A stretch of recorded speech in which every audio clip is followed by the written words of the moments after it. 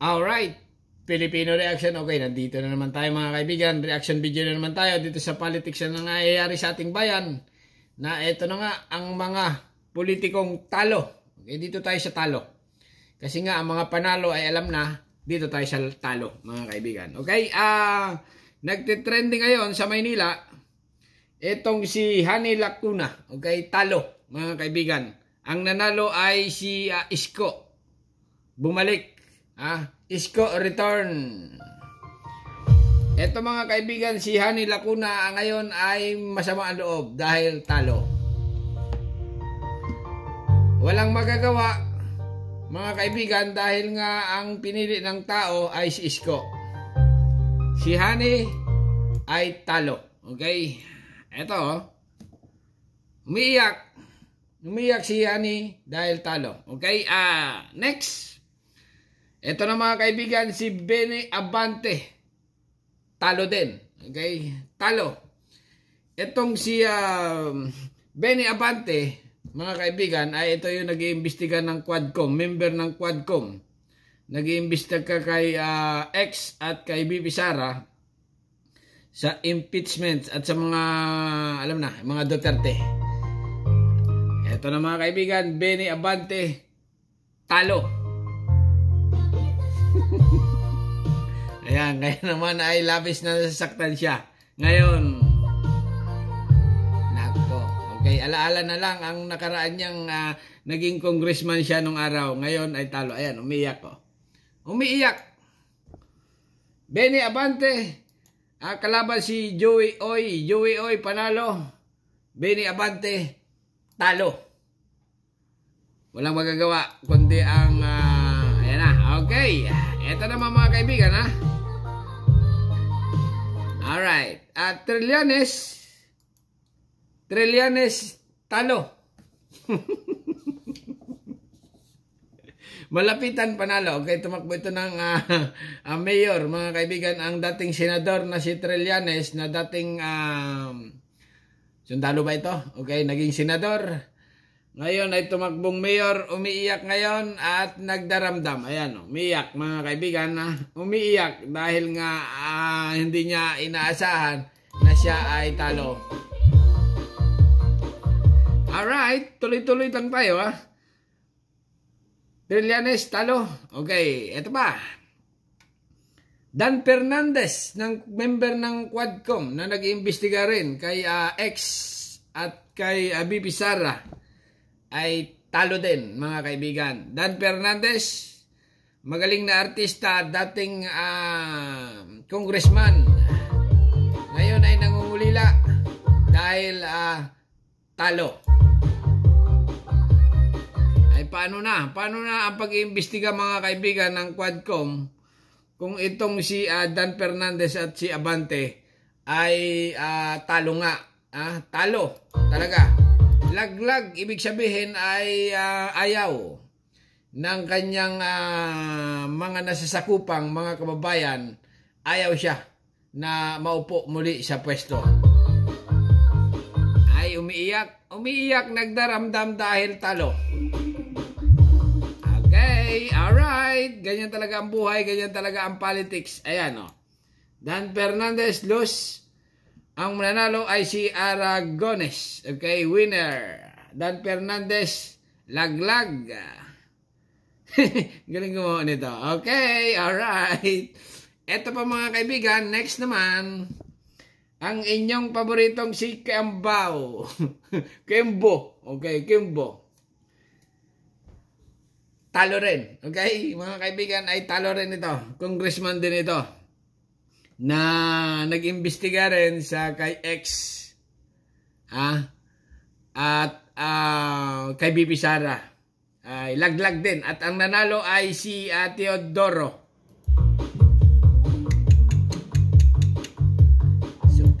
Sobra na nangyayari mga kaibigan. Paano na ang impeachment trial kay BP Sara ay kung laglag na ang mga congressman na nag-aano sa kanya. Gawin tapos ng eleksyon, baka malay mo next time manalo ulit kayo, di ba? Bawi na lang next time. Pero sa ngayon ay pasyal-pasyal muna dahil talo nga. Quembo, talo. Ay, nako. Alright, continue lang tayo mga kaibigan. Teodoro panalo, Quembo talo. Gambaw yata to eh. Alright, ito na. Gomez, Richard Gomez ng Tarlac. Artista ito mga kaibigan na bigatin. Mga ex ito. Panalo. Alright? Talo ay si, ano pangalan na? Biloso. Okay? Biloso, umiiyak ngayon. Umiiyak. Dahil nga siya ay hindi binuto ng tao. Kawawa. Mga kaibigan, naawa ko dahil malaki ang gastos. Pero ganyan talaga ang buhay. Sa eleksyon, may kailangan matalo, may kailangang manalo. Okay, alaala na lang ang inyong mga nakaraan dyan sa Senate. Ano ba yun? Quadcom. Alright, continue. Umiiyak talaga, umiiyak. Ito pa, okay. Diskaya talo, Soto panalo. Biko Soto, panalo. Alright. Mayor ito ng Pasig. Siya ulit.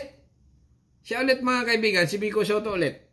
Tinalo si Biskaya. Alright. Ito na. Ito na ang inabangan ng sambayanan ng mga alam na. Okay. Ng mga drug lord. Kerwin Espinosa, panalo. Talo si Rama. Okay? Ang kalaban niya si Rama. Talo. Kerwin Espinosa ngayon ay bagong mayor na. Okay? Nagbagong buhay na siguro ito. Kaya nagustuhan ng tao. Kaya ito ay nanalo ngayon. Malupit. Talaga naman ang ating mga kababayan. Pero alam ko ang issue dito. Kay Kerwin Espinosa. Ay, yun nga. Nakulong di ba ito? Okay? Nakulong. Kay Dilima. Ganyan. Dahil nga ito daw ay drug lord. Okay? Anong nangyari nga pala kay Dilima? Talo. Si Dilima. Possible. Okay, kumaya na yun. Masyado naman. Okay. Pero dito lang tayo mga kaibigan kay Kerwin Espinosa panalo. Okay. Tinalo niya si Rama. Si Rama ay umiiyak ngayon dahil tinalo siya ni Kerwin. Alright. Okay, continue lang. Rama talo. Umiiyak. Okay. Eto na. Nograles versus Duterte. Alam na kung sinong panalo. Sa Davao, mga kaibigan, ha? Tuloy-tuloy lang ang music natin. Pero, malakas talaga. Malakas talaga. Si Pulong. Pulong. Panalo. Nograles. Ang babaeng congressman. Gobernador yata tinakbuhan nito ngayon. Dating congressman ay talo. Nograles, umiiyak ngayon. Mayor? Hindi, congressman nga. Okay? Gobernador. Ang alam ko ang kalaban ni Nograles. Ano ba ito yun? May Nograles na mayor, may Nograles na gobernador. Pero dito lang ito sa Davao, ha? Nograles at saka Duterte. Ang panalo ay si Duterte. Okay? Pulong. Ayan, umiiyak. Iiyak na yan. Iiyak na yan. Okay. Tuloy-tuloy lang mga kaibigan, ha? Ganon din na naman. Okay, Duterte na naman ito. Duterte na naman. Si Baste Duterte, panalo mga kaibigan. Panalo dahil nga ang mga taga Davao ay talagang pinili ang mga Duterte. Malakas talaga. Walang Okay, walang pag-asa na. Alag. Alright mga kaibigan, ha? Wala pa rin pagbabago. Alag talo, Duterte panalo. Sa Davao na naman ito. Ito siguro ay congressman or mayor. Bahala na sila dyan. Okay? Kasi nga sa sobrang daming Duterte na tumakbo, hindi na natin malaman kung anong posisyon yung mga yan. Basta't tumakbo. Alright. Ito pala yung mayor. Ito pala yung Nograles din nga pala. Iba pala yung Nograles na babae. Iba rin yung Nograles na lalaki. Okay? Si X, mga kaibigan, ngayon ay sa ICC ay tumakbo bilang mayor ng Davao panalo. Ito si Nograles, ay lalaki ito. Ay, yun na nga, talo. Pero dito mga kaibigan, ay maraming nagtatanong paano na. Kung halimbawang ito nga, si X ay nasa ICC, nakakulong. Paano yan? Ang pwesto ni X doon sa Davao na mayor, sino ang magmamando doon? Okay? Ay, alam na, magaling naman mga Duterte. Di ba? Bahala na sila. Basta't ang nanalo, mga kaibigan, ito na nga, si X, panalo sa Davao, talo si Nograles. Miiyak, nagdaramdam si Nograles. Talo, laglag, ayaw. Alright? Okay, dito naman tayo kina Lenlen. Si Lenlen, mga kaibigan, kung kilala nyo, Lene Robredo. Alright? Lene Robredo, panalo. Pink na pink, talaga naman ang Bicol. Okay. Talo. Sinong pangalan nito? Ay, Queros. Okay, talo. Talo ni Lenlen. Magaling talaga ito si Lenlen ito. Lenlen Robredo. Okay, panalo.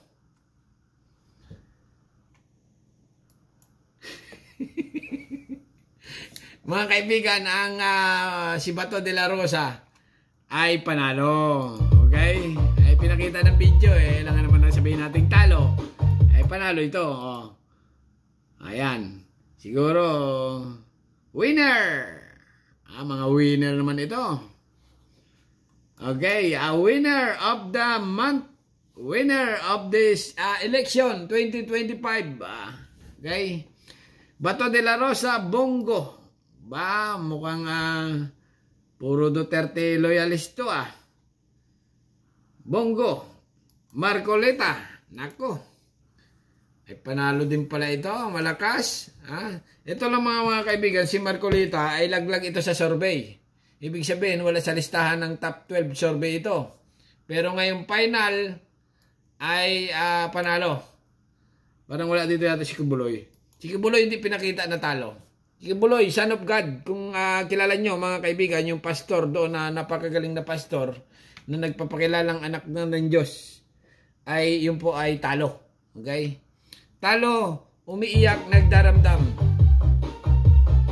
Si Kibuloy, yung may kasong rape ba yun? Alam na, kilala nyo.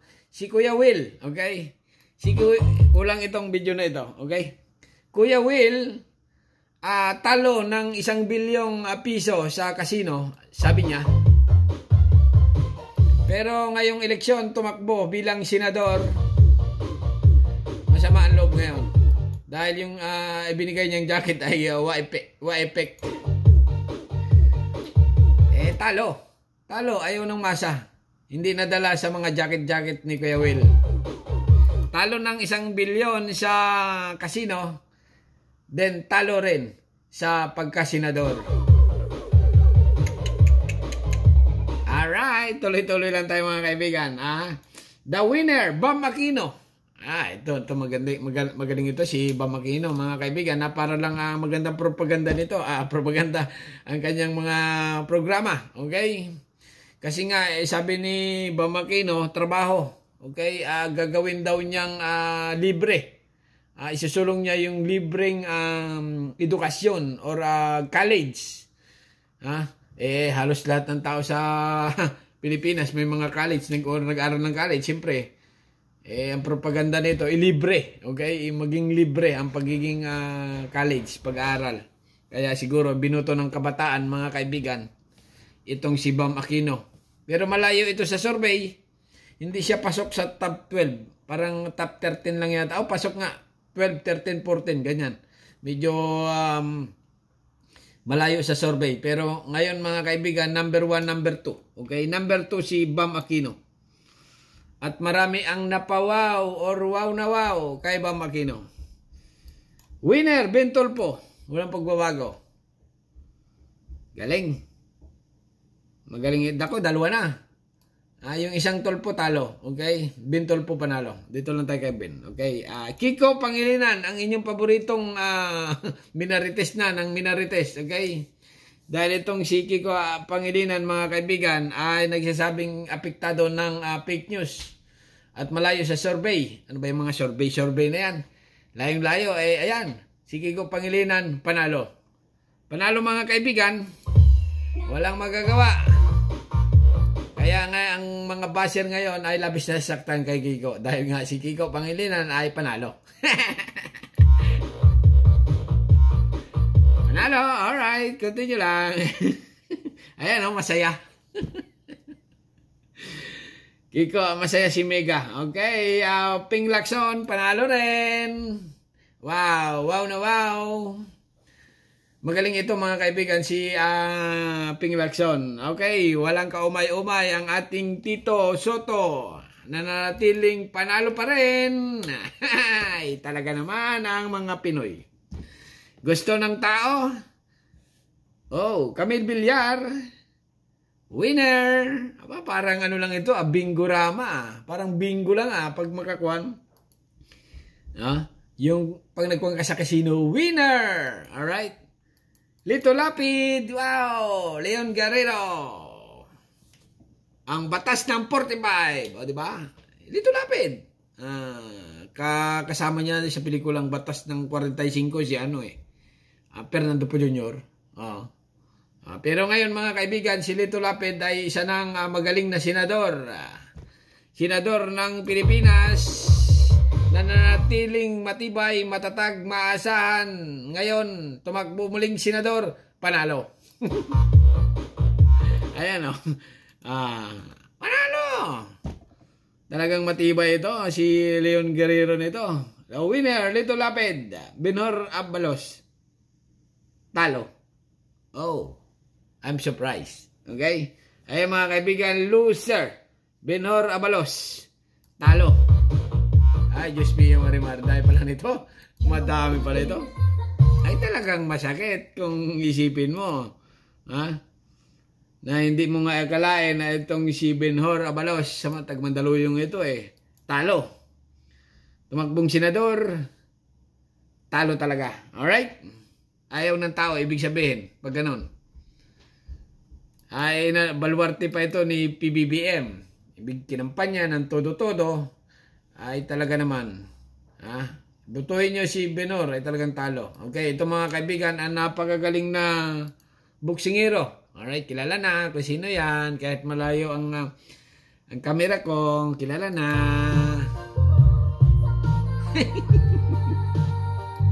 Okay.